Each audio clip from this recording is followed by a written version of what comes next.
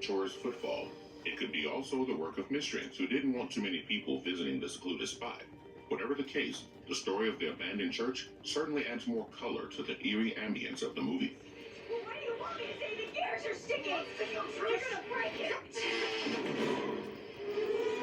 Victor Salva was forced to edit some parts for the script. It wouldn't be fair to say that Jeepers Creepers was a terribly low-budget affair, but it was still not enough of what the director had in mind. Victor Salva arrived in Florida and realized that the budget would not be enough for his entire script. Thus, he had to edit out almost 20 pages of the script, and unfortunately, we lost out on a fiery climax that would have cost around $1 million to shoot. It was a sequence where the creeper's truck would be driven directly into an oncoming train in a suicidal attempt to kill the creature, but eventually, the makers had to work around the idea.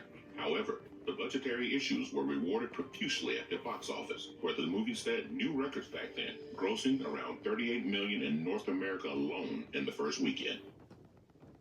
Jeepers Creepers comic book reveals further details about the creature. The comic series was released much later, but it did clarify some confusing bits about the creeper.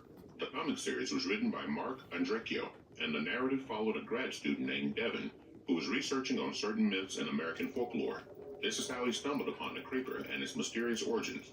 He traveled to Mexico City, and during his trip to the Aztec pyramids, he came across the dragon god or serpent god that demanded human sacrifices from Aztecs in order to be appeased. The later issues throw some more light on the creeper, and the creature is believed to have ties to the Native Americans. The comic series also explored the true extent of his powers and indicated that he was responsible for the disappearance of certain civilizations in the past. Makeup effects steal the show. Renowned FX artist Brian Panakis was responsible for the makeup effects and the monster designs, and this veteran artist has been a part of the industry for over 30 years. From smashing hits like Pirates of the Caribbean and Guardians of the Galaxy, his work has been acknowledged by the toughest critics. Brian Panakis has even been nominated for the Best Makeup and Creature Effects Award for his work on Jeepers Creepers, and a few years later, his brilliant work in prosthetics in Mad Mad got him an Emmy nomination. It required a special effect to transform Jonathan Breck into the creeper, and it took around 7 hours for all the prosthetics to be done right. Even the actor was shocked to see the end results for the first time, and it's safe to say that Brian Panakis deserves a lot of credit for the maddening success of the movie.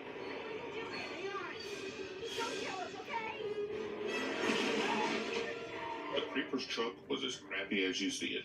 One of the last sights of the movie was watching the creeper's creepy truck move around. But if you thought that it only appeared a jalopy on screen, think again.